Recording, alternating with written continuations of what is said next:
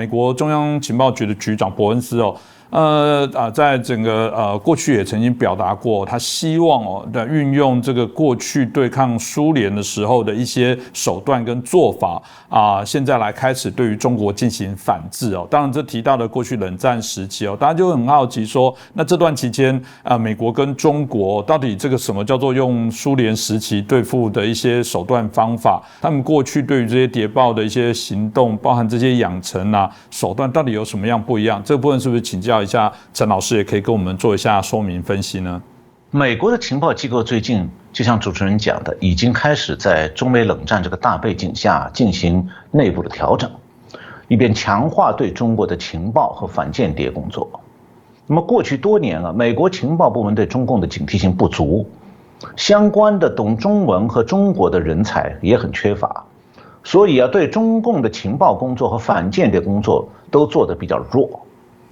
那川普总统为了应对中共点燃的中美冷战呢，就开始重视这方面的业务。美国军方各个军种都有情报部门，但是对中共的情报工作呢，主要是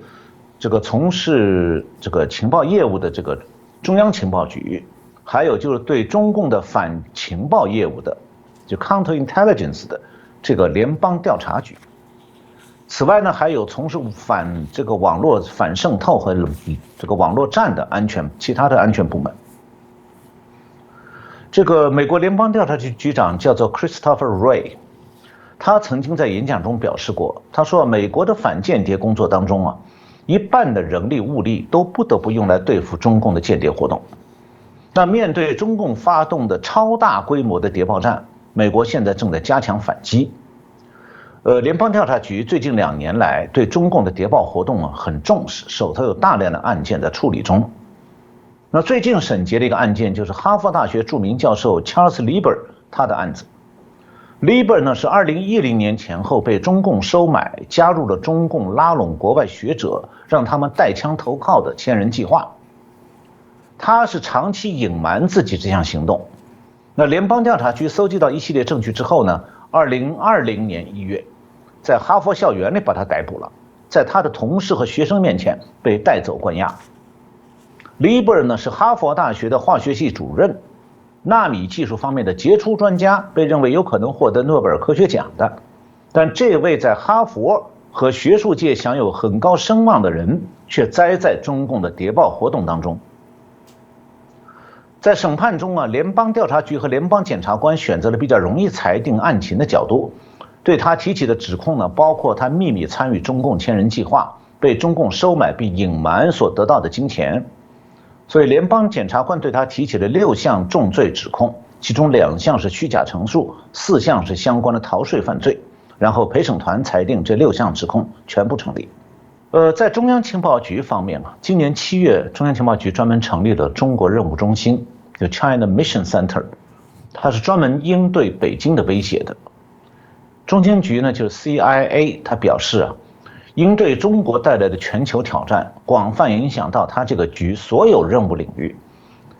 他的局长 William Burns 强调说，将进一步强化我们的共同努力，以因应我们在21世纪面对的最重大地缘政治威胁，也就是日益敌对的中国政府。他表示，中情局要在人力资源方面投资，以便让这个部门更加多元化，更具包容性。他还强调说，美国国务院和美国中央情报局在冷战期间都强调说，要有苏联问题专家的提前部署，叫做 forward deployed。现在呢，美国政府正在用同样的手段在中共身上，要提前部署中国问题专家，包括分析师、技术专家等等。所以未来不管是中情局还是其他的情报机构，都需要改变谍报技术，以便在大国博弈当中保持领先的地位。那么要谈到中美冷战和美苏冷战的谍报对抗就要先谈一下中共和苏共的历史关系。据苏联的档案记载，毛泽东得到天下主要就是靠莫斯科出钱出力提供武器。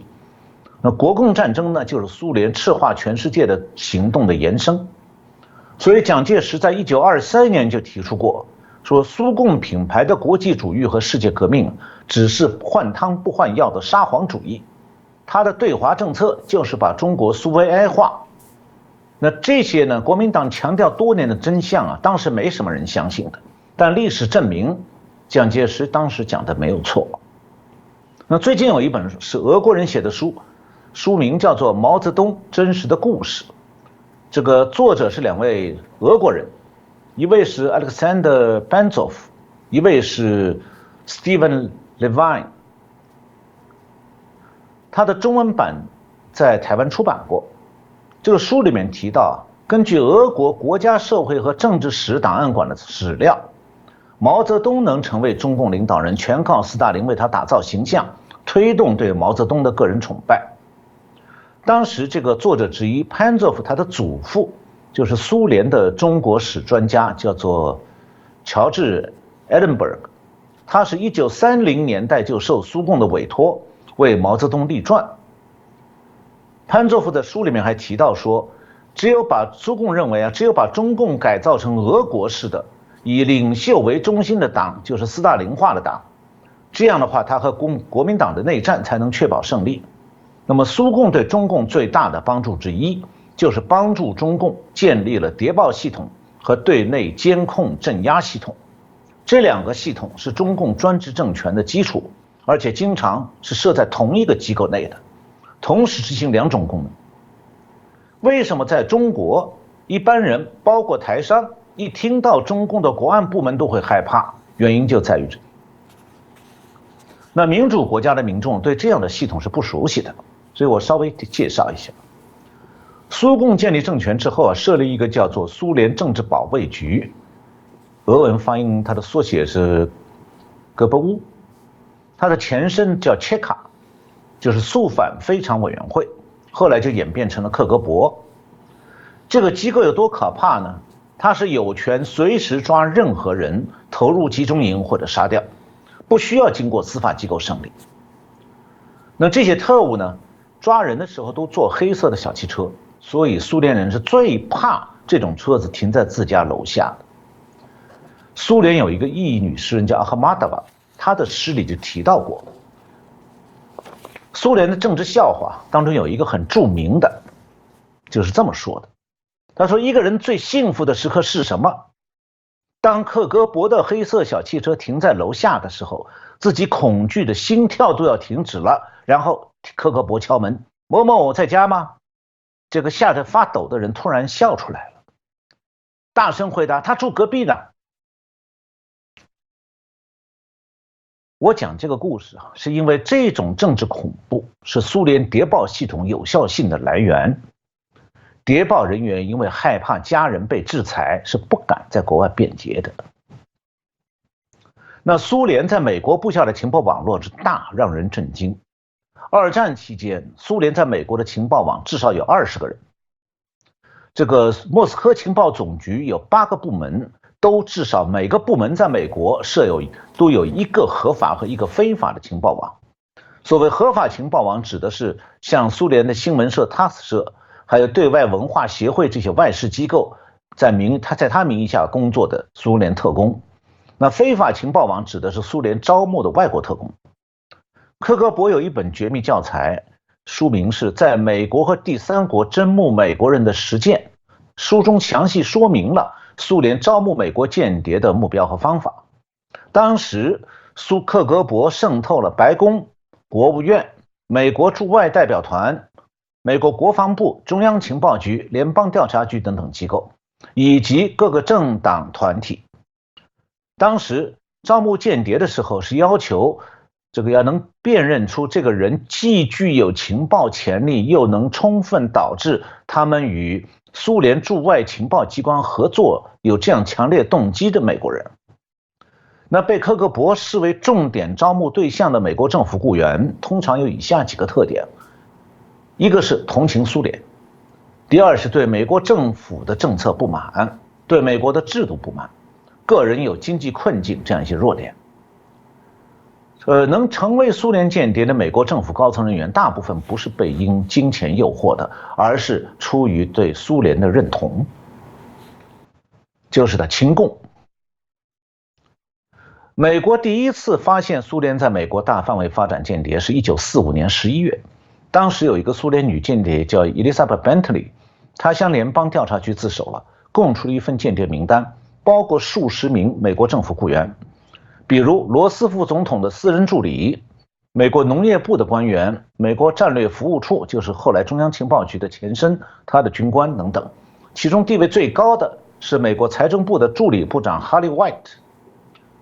然后美国发现苏联在美国军事、外交等重要部门都招募了间谍，总计有数百名苏联职业特工和上千名美国人与间谍活动有关。而涉嫌的美国人当中，大部分是美国共产党党员。所以后来美国就开始了加强反间谍工作。那美国的左派一直把这个叫做麦卡锡运动。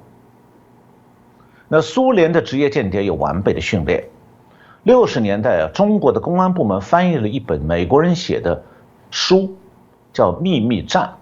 在中共的干部中传阅。我年轻的时候看过这本书，书里面特别提到了苏联训练间谍的学校怎么样培养色情间谍。在苏联的间谍学校里，女的叫燕子，男的叫乌鸦，让他们在学校里学会如何运用色情诱惑来发展下线，而中共对这一套是非常了解的。那科格勃呢，基本上是凌驾于任何苏联党政机关之上，直接听命于苏共政治局。上个世纪60到80年代是科格勃的最高峰，那时候全部有军衔的科格勃在编人员高达50万人，分布在苏联国内的各个机构和军队当中。仅仅苏联国内就有200万情报线人，在苏联之外，科格勃还有将近20万的职业间谍。那中共的谍报机构呢，在对内监控方面是完全照搬科格勃的做法，许多单位包括大学都有国安部的线人，而且是双重或者多重部署，互相保密，彼此监视。那中国也有间谍学校，比方讲解放军南京外国语学院就是军队的这个情报部所属的院校。但是呢，中共的对外谍报活动啊，比科格勃还要活跃。一个重要的原因是啊，它不仅仅使用和依靠职业间谍，而且呢，实行盗窃情报的这个群众谍报运动。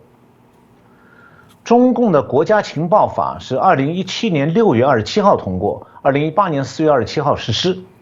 这个法律的第7条是这样规定的：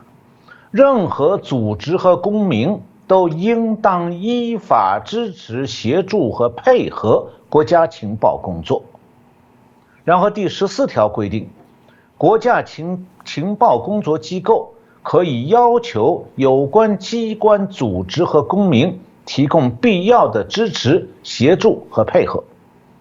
那这2条法律规定说明啊，任何中国人、中国企业、民间团体都可能成为中共各个情报机关用来进行谍报战的工具和媒介。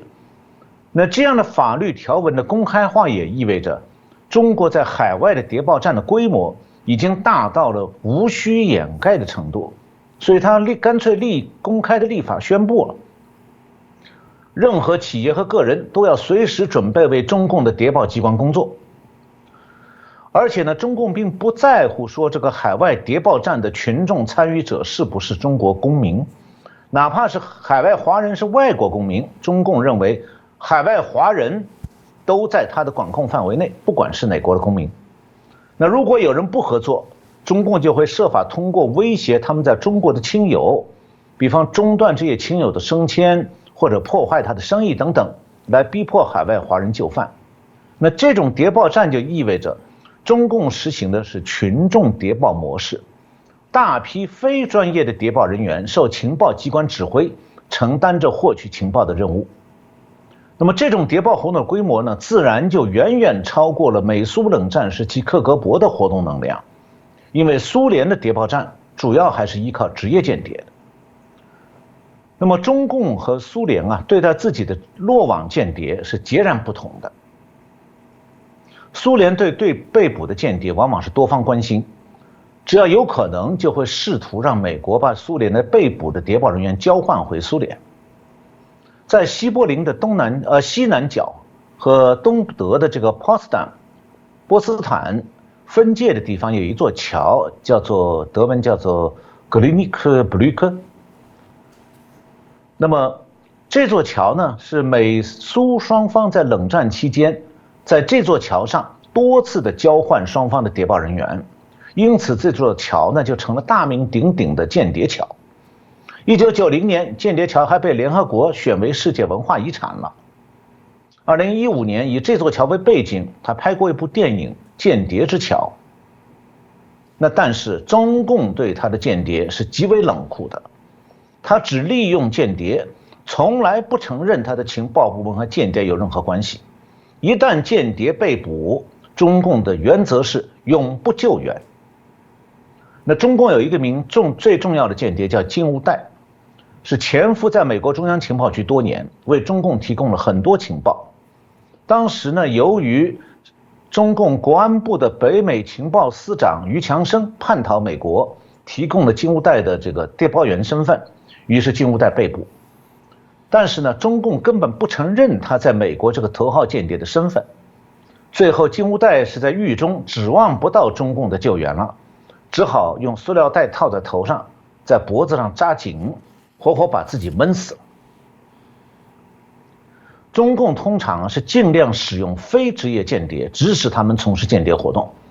然后呢，把军队情报部门和国安部的谍报网络深深地隐藏起来。这样的话，被抓获的中共间谍或许会供认他的指使者，但是美国司法部门未必就能够顺藤摸瓜地找出来背后的中共情报部门的网络。